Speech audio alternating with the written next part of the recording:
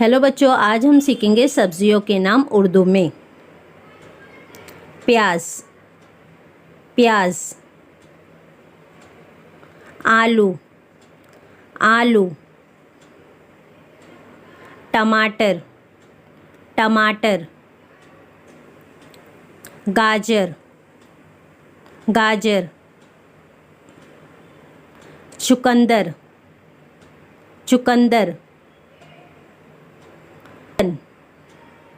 बैगन, लहसुन, लहसुन। खीरा, नींबू, नींबू। रतालू, रतालू। If you like my video, please like, share and subscribe.